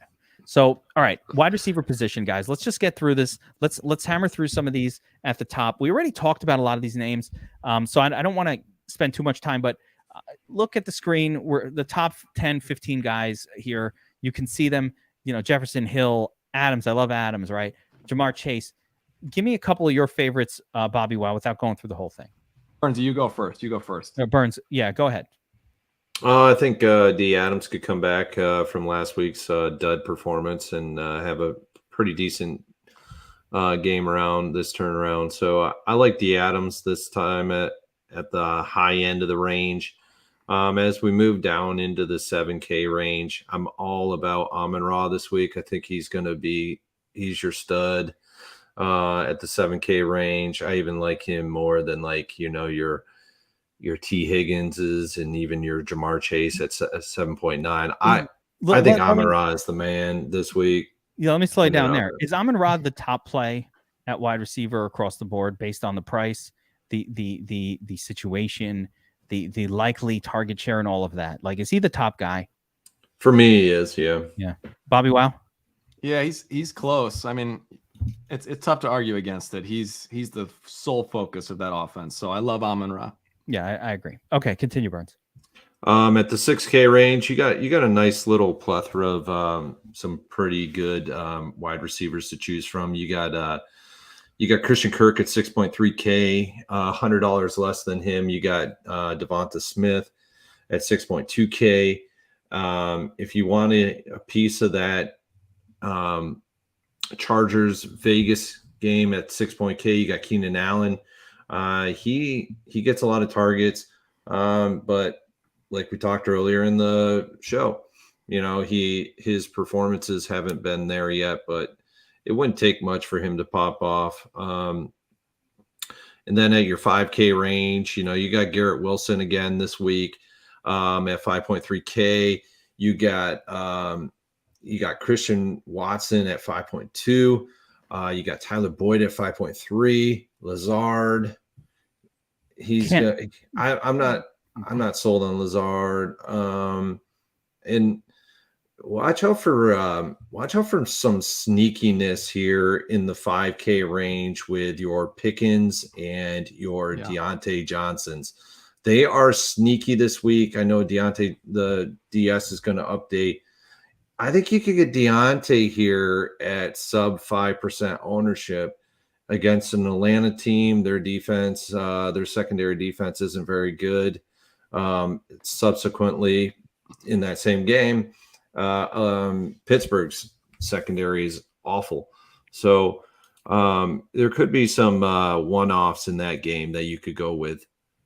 You just gave me a really good idea for how to do this segment. Let's go. Burns, I'm crediting this to you.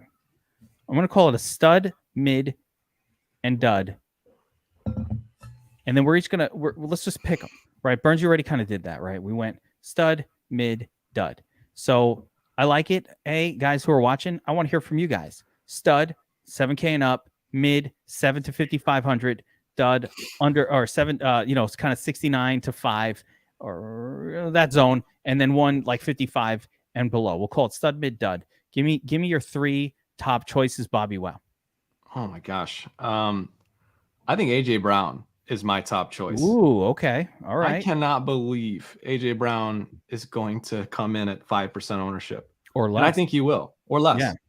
He is an absolute beast. I like him more than everyone above him, except maybe Devontae Adams. And I think he's a better play than Waddle, Higgins as well. So I think him and Amon-Ra are the top, but I really like AJ Brown a lot. So he's my top, my stud. I think for the mid, I really like Deontay Johnson. I like that call a lot. He's way too cheap, and he's finally back to the normal levels of target share that we're used to seeing with him. So I think Kenny Pickett's getting a little more comfortable with Deontay. 5,100, man, or 5,200, whatever it is. Hasn't had a good game yet. Hasn't had a good game. No, but the Whole target season, share nothing. it's happening. It's coming. I mean, let me back it because I want to understand like your level of confidence with this play. It's one thing, all right, tournament play, get a couple shares of him going. But are you talking about like somebody you will build lineups around this week? Or you're talking about, hey, he's going to be 3% owned. I'll go 7-8% and get some leverage. Like, no, what is your intention with this man? I'm talking like imagine I'm his 12 to 15. I'm talking like 12 to 15%. Imagine Deontay's a young lady. You're a single young man. I'm Deontay, the young lady's father. And what is your intention? Is this another segment for the show here? No. What is your intentions with Deontay? I don't know where I went with that. I just think his upside is worth 15% exposure. Okay. That's all I think. All right. And you prefer him to George two-tap Pickens? Either are fine, but I think Deontay will be significantly lower owned than Pickens will be. He should be. Although I think they'll both be massively low owned. So I think you're fine either way. And obviously Garrett Wilson too. I mean, Garrett Wilson's going to be a beast. He's a stud. And then Christian Kirk is my other mid. Love Christian Kirk. Christian Kirk in the mid zone. Okay. And I'll give you guys mine. And you guys who are watching, I love your opinions. Like I said, I read every single comment always. And let me know. Stud, mid, dud, right? Give us 3. So I'm going to tell you my 3 here, and I'll go through a couple of. I love the guys you guys mentioned. It's interesting. No one mentioned Justin Jefferson. I am not on him either. Sauce Gardner, good player. But if Justin Jefferson's going to be unowned, I'm interested. But my pay up guy, I would go with Amon-Ra as well, Burns. But you already got him. So I'm going to go with Devontae Adams as the pay up. And this is just my, hey, you're going to play. You really need Jacobs or Adams scores 30 every week. Last week it was Jacobs. If it wasn't for Jacobs sucking up all the touchdowns last week, Adams would have been just fine. Needed one more catch and a touchdown for the 27. So he's very expensive. We need a mid-30s, but he can get there.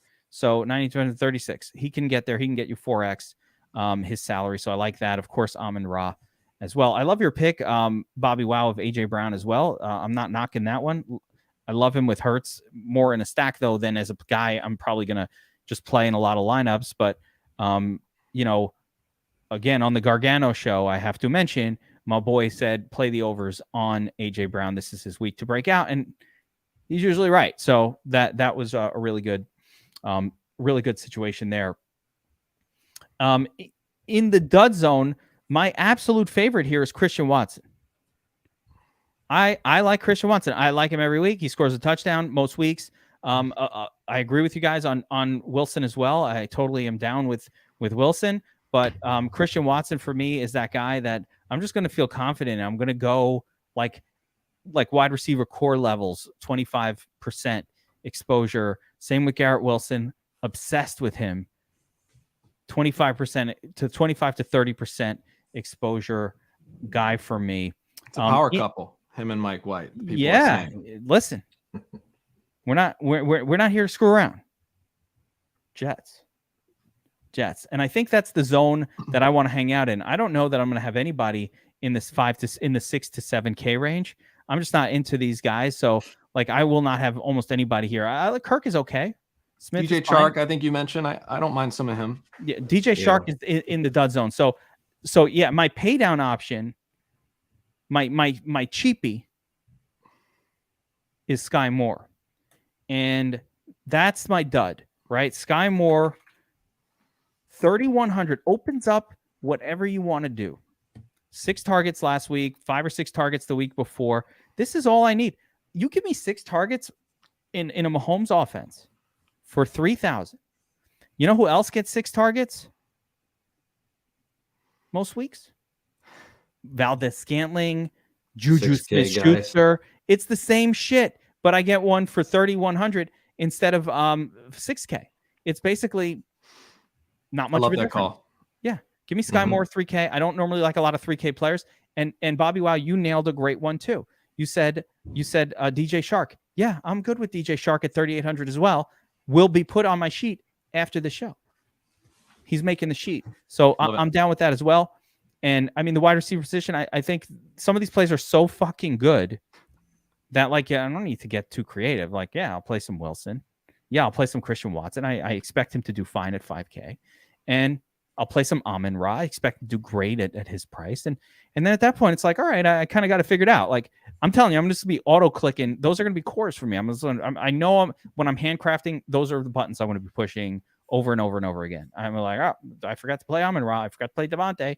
These guys, I'm just going to try to get them in all these lineups. So that's one last guy I want to ask you about, Geek. Yeah. Corey Davis, 4K. What are your thoughts? I mean, with a Mike White stack, sure, but it's very, very GPP only. Okay, got it. I'm going to have Mike White. When I stack a quarterback, by the way, just a philosophical thing that I do in DFS, if I'm stacking heavily, if I'm doing a lot of stacks with a quarterback, the players tied to that quarterback are only in the stacks. I don't bother using them in other lineups because then I'm like, wow, if they dud, I'm just going to fuck up all these lineups and all my other ones. No. So if I'm playing, I'm not playing enough Mike White for that to be the case this week. I'll have, let's not go crazy. I'll have 7 or 8%, maybe 9, maybe 10. We'll see. But let's say I'm going nuts on Mahomes this week. And Burns, I don't know how you feel about this for Millie Makers or whatever. If I'm going nuts on Mahomes, I want to have 20%. And there are weeks where I go 20, 25% on a quarterback. I'm not going to play Kelsey in non-Mahomes line. It's going to be Kelsey and Mahomes, and then I won't use those guys in other lineups because I'm like, wow, if Kelsey does, he's going to fuck up my Mahomes lineups and all my other ones. No, thank you. I don't want to. I'm trying to contain the damage. No, I don't want the nuclear fallout to ruin all my other lineups. That's what you should be doing. Yeah. Okay. Yeah. And John's asking about Elijah Moore. Yeah, I mean, Elijah Moore, we saw last week. I think, okay, sure. I think Garrett Wilson is the guy who's probably going to get 8 targets. And then those other guys, it's Tyler Conklin for me. That's my favorite alt jet, though. I'd rather play Conklin than either of those wide receivers, to be honest. I want to talk a little bit about tight end on that. Actually, I'll ask you one last thing. Sneaky play for you at wide receiver that we didn't talk about yet, Burns. Doesn't have to be high owned, but somebody you kind of, he's like, he's a little sneaky. Hadn't thought about it. Or I thought about it, but we hadn't got a chance to mention it. So who's your sneaky? It could be at any price point. Ooh, give me a minute. Come back to me. All right, BobbyWow, I'll go to you first. Give me a sneaky wide receiver that no one was thinking about that you're going to be on. Be a little low owned, but I actually know who yours is, Burns. I will tell you yours if you don't figure it out. Okay. Because you mentioned it like 5 times. You don't have to say it again, but I would say Tyler Boyd because you like Tyler Boyd, and that's very sneaky.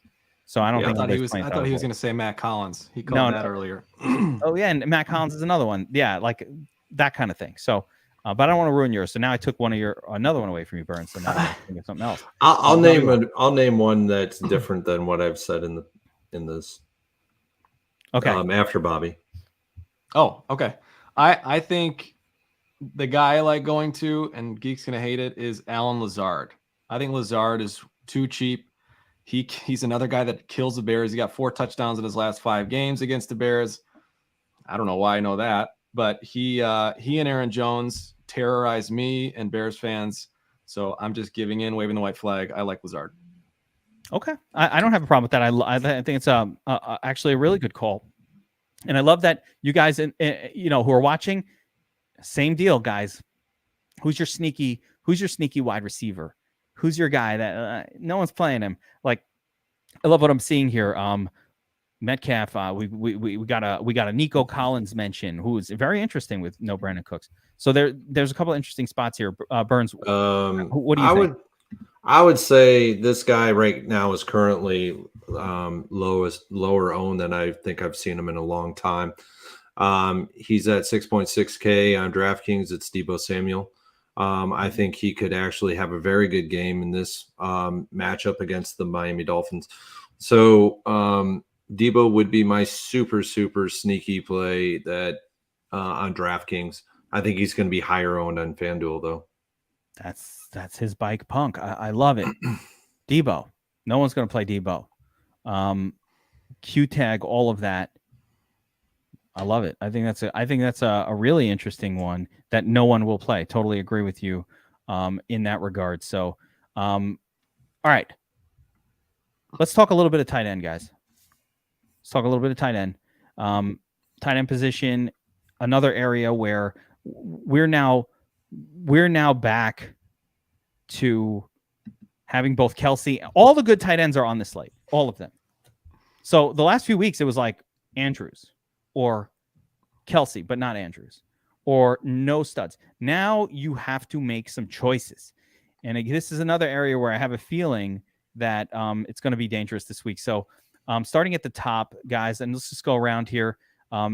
Kelsey and Andrews. I already talked about Kelsey. I don't even know if we need to get into it. Kelsey's always a good play, but I just want to play him with Mahomes. Do we need to play Kelsey without Mahomes? I say no. I think Kelsey goes with Mahomes, but what do you guys think? I will definitely play him without Mahomes. I think we've seen him in the nuts a couple of times without Patrick Mahomes, just because Mahomes is so highly priced. So I totally agree with you, though. Like, he should primarily be in your Mahomes lineups, but I'll definitely have a sprinkling of him elsewhere too. It will be difficult to get him in those. Like, you have to force feed Kelsey into your lineup, which makes it tricky, which is always a challenge. Burns, your thoughts on Kelsey? Just like, do you just stack him with Mahomes, or are you open to, hey, I'll just, he's not going to fall into a lineup. Like, you won't get him unless you force it. Yeah, I'm not going to force him in. If I handcraft one with him in it, then obviously that'll be the way I go with Kelsey. But I'm going to obviously let the DS put him where I need him to be outside of Mahomes lineups. That's fair. Mark Andrews, not a very good total on that game per se, but it's a tough matchup too. Not the best match. Although, well, let's just take a look real quick here. But Denver tight end, yeah, I mean, like if you can't throw to your wide receiver, you would think maybe you throw to the tight end. I think there's some merit to funneling to tight end on that offense, but so the guys who I really like, and man, Michael Pruitt, right? You're digging deep, bro. Digging too deep. That's too deep. Put the dirt back in. That's too far. Too far. Be in China soon. Digging too deep. No. But fucking Pruitt. But no, I listen, TJ Hawkinson. So talk about the Jets. They actually have good cornerback play. Shocking, I know. Sauce Gardner, the whole thing. TJ Hawkinson's a very interesting play. We liked him last week, Thanksgiving. Was in the nuts. Was he in the nuts?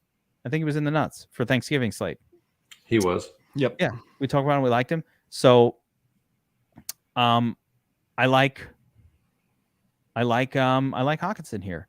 But I think, and again, Jets hard to throw to the outside, hard to run on the Jets, but you can hit your tight end position against the Jets. So I kind of like him. But I think my favorite play at tight end, if I'm paying up, and it's not, of course, Kelsey. I love Kelsey, but I can't afford him in most of my lineups.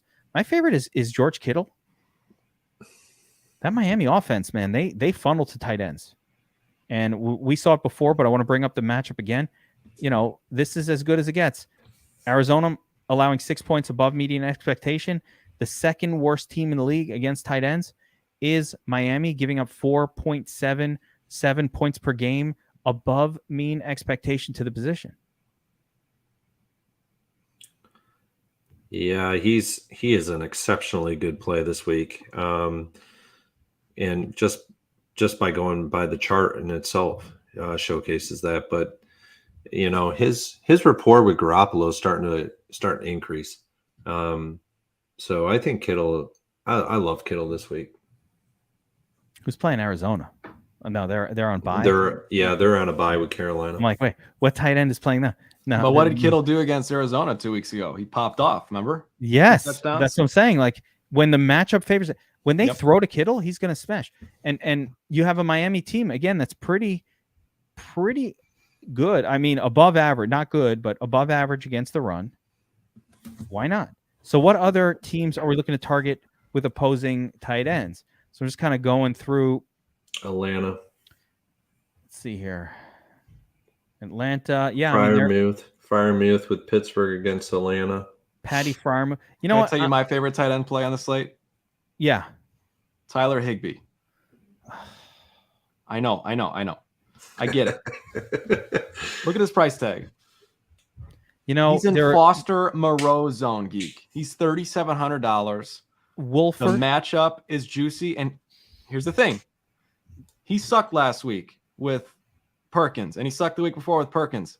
When Wolford started 3 weeks ago or 2 weeks ago, whenever it was, he had double-digit targets or close, 8 catches, 73 yards. He was a heavy target of Wolford. At 3,700, I think a 16 gets you there. I mean, he's so cheap. You might be and right. Look at the matchup, too. Yeah, I mean, I'm not going to argue against this. You're right.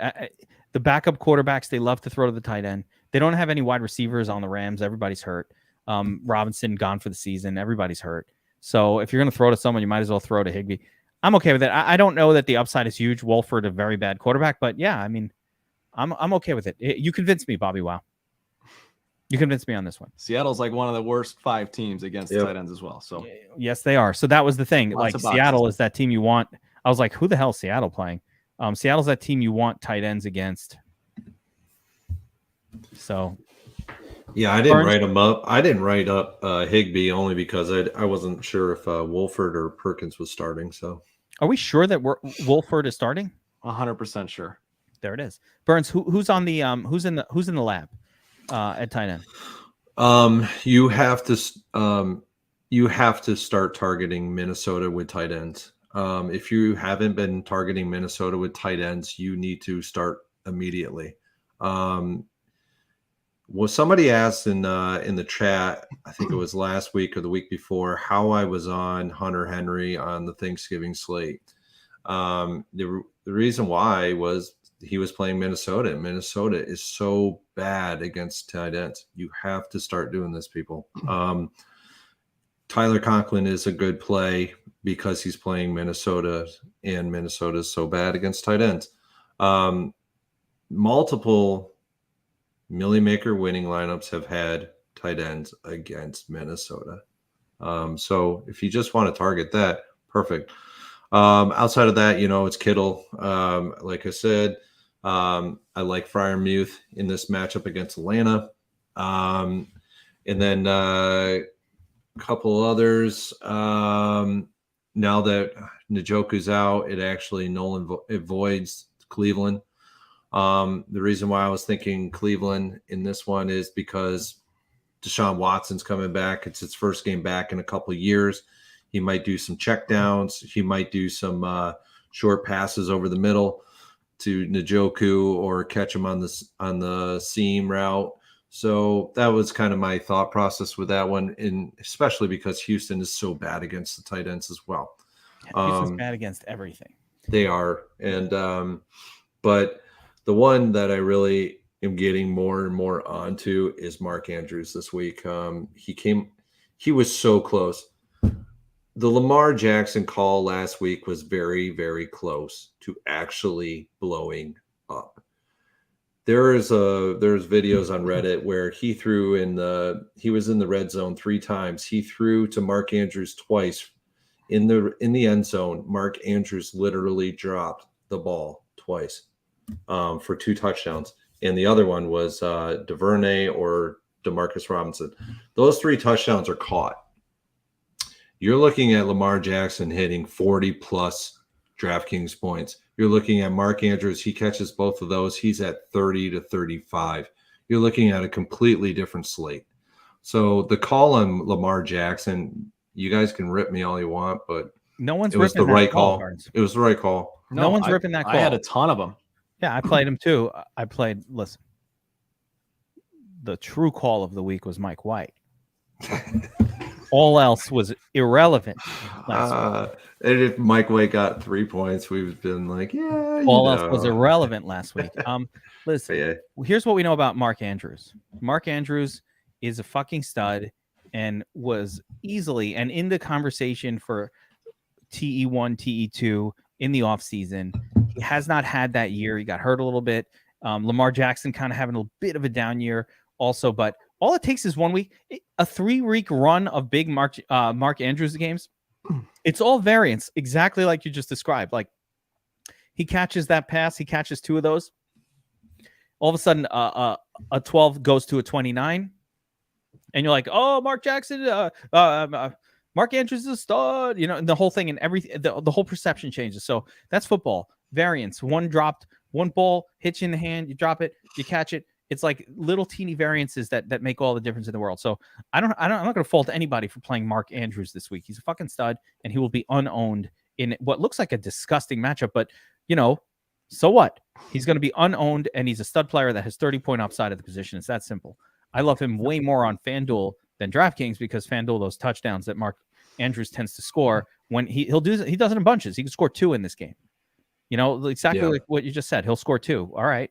He does that in bunches. It wouldn't blow anybody's mind. Like, remember Gronk last year was underpriced because he had and he kept putting up 2 touchdowns. And I kept saying, at this point, you should start betting Gronk to score twice because he's doing it not once, but twice every game. And it was happening. We were betting it. We hit a couple of them. It's crazy. Yeah. So, I'm with that. You stole my thunder with Tyler Conklin. That's really the only reason I wanted to talk about tight ends at all. So I can mention Tyler Conklin. Well, you know Conklin better than I do, so I don't know Conklin. I just like the matchup. I think the matchup is just solid for him. So I think he's going to get 5 to 8 or 9 targets. Like the range is wide, but even the bottom end of the range is pretty good for the price, and that's really what it comes down to. Like, do I expect these plays? By the way, I don't go in with the expectation that remember Matt Collins play like week 2. Yeah. And he ended up like, and we were pushing Mac Hollins. And it wasn't, and I said it. I was like, even in the review, I was like, listen, I didn't have him on. I didn't play him because I thought he was going to put up 35. I thought he was going to get like 6 targets and get me like a 12. And I'll be like, all right, for 3K, I'm happy. But when you target volume guys that can get the volume, every once in a while they pop off because that's the thing that leads to big scores, right? Volume Right. leads to production. And so we look for the volume, especially in DraftKings, and hope that it leads to that production. So there was no guru behind the scenes or any sort of, it was just like a lucky situation, right? You're like, he's getting volume, and wow, he popped up. How'd you know he's going for 30? I don't know. I didn't know that. I had no idea. If I knew that, I would have played a lot more than what I did. I just think Tyler Conklin, he's going to probably get some volume, and okay, you're right. It's a decent to good matchup, and the Jets do like to throw to the tight end. Young quarterbacks like to throw to their tight ends. I like the Higbee play as well. So, guys, let's wrap it up there. This was a big one. Final thoughts, BobbyWow. Man, I'm excited about it. I think I'm paying up or paying all the way down at quarterback. I'm not messing around in the middle area. And AJ Brown, I think, is the key to AJ Brown, and Jalen Hurts are the keys to breaking this slate. I love that. Burns, how about you? I think it's going to be this slate. It's going to be win or loss, like you said, Geek, on the RB position. I think the RB position, we've been tracking it quite extensively for years. But this year in particular, I really haven't seen too many mixes outside of the 6K range. Like, I haven't really seen a lot of 7K, and then have another running back in the flex. It's primarily been like 2 6K guys, 6K, 5K guy. So, and then you would have an 8K guy in the flex. Understand your salary and how to utilize your salary, your 50K salary on DraftKings, your 60K salary on FanDuel, and how to use combinations across the entire lineup. So if you have one point, that would be what it would be. Absolutely. Totally agree. I think, and bring it around to your guys' point, with that, yeah, get your running backs right. My final thought is, please, the field, and this is just a message to the field, please don't play Mahomes. Don't play Fields, so I can have them at low ownership, and play lots of DeShaun Watson. The field, not you guys who are watching the show, but the field, the people who don't watch this, play lots of DeShaun Watson, play lots of Derek Carr. All the chalk pieces, the Geno Smith chalk, all of that, I wish they get elevated more and more and more, so that I can not play those people and have a better chance of actually winning some fucking money. So go for it. And that's all I have to say about that. Like, the field, if you want to do that, great. I hope the ownerships don't change very much between now and Sunday, even though I know they will. Reminder, everybody in DFS Army, tomorrow is Players Club. Tomorrow is Saturday. Saturday is the Players Club. I'll be back for another 2 hours, breaking them down and making lineups. The difference is, on the Players Club, we're going to make lineups together. We're going to go through. We're going to show you, hey, so what we try to do on the Players Club every week, and I know a lot of people, they see this show that aren't in the Players Club because this gets more views, probably because it's public, but nonetheless, it gets more views. So I'm going to tell you, maybe they don't know.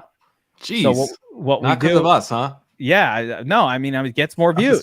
Listen, it's because you guys here, but also, in fairness, just messing around. We have a limited audience for the Players Club, but we're making lineups on the Players Club. So we're going to try to figure out what the cash game approach is, what most people are going to do this week, if we can.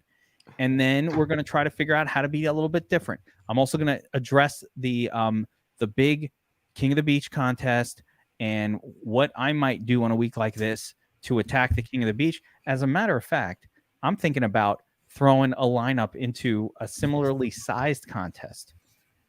What is it? Is it 75 or 125 this year? No, I don't know. We asked Big Marley. He's out there. I think is it just Big Marley? Do we have anybody else that we know that actually is there? It's just Kyle. I don't know if Statsational, if John is there or not. I'm not sure. He's usually at all of these things, but I'm not sure if he's there. but I'm going to address that as well, and kind of show how to build off of the chalk for that style of 70-person contest. So that's a big thing I want to cover in the Players Club tomorrow. If you guys are watching, let us know who you, again, let us know in the comments who you stacking this week, who you building lineups around this week. Are you eating chalk? Which running backs you like? Let us know in the comments. Like I said, I love to read those. And make sure you're there for the Players Club Saturday, round 1. So we're going to do it. Get your blue moons ready. And beyond that, just good luck this week, everybody. We want to see you there. One last note is that look for the Wise Guys, the betting show with myself and Gargano. I'll be posting that a little bit later. I'll put it out on my Twitter feed. I'll put it out in my channel in Discord. It's really good if you're betting on the games. Anthony's got a mind-blowing play that's so shocking. And he said, put all your money on it. And I'm like, what? I'm on the opposite. And he's got my mind blown. I don't want to blow it up here, but he's got a mind blower in there and a super confident play. So make sure you check out the Wise Guys. I'll be posting that in the next hour or so. And good luck this week, everybody. Want to see you on top of those leaderboards. I'm crushing it. So for BobbyWow, for Burns, and for Josiah, who couldn't be here this week, we love you, Josiah. We can't wait to have you back next week. Back in the thing. BobbyWow, I also want to mention your sandwich and send some love out to that. Thank you. Thank you for having the patience. Rest in peace. You've been smelling it for the last hour and a half. Finally get to eat it. So go do your thing. I would have been eating that thing on this show. You can't eat on the camera. You can't eat on the camera. It's so loud. No, you can't do that. So we should have waited an extra 10 minutes to start the show. All right. Good luck, guys. Everybody, we'll see you next time on another Tournament Tactics. Deuces.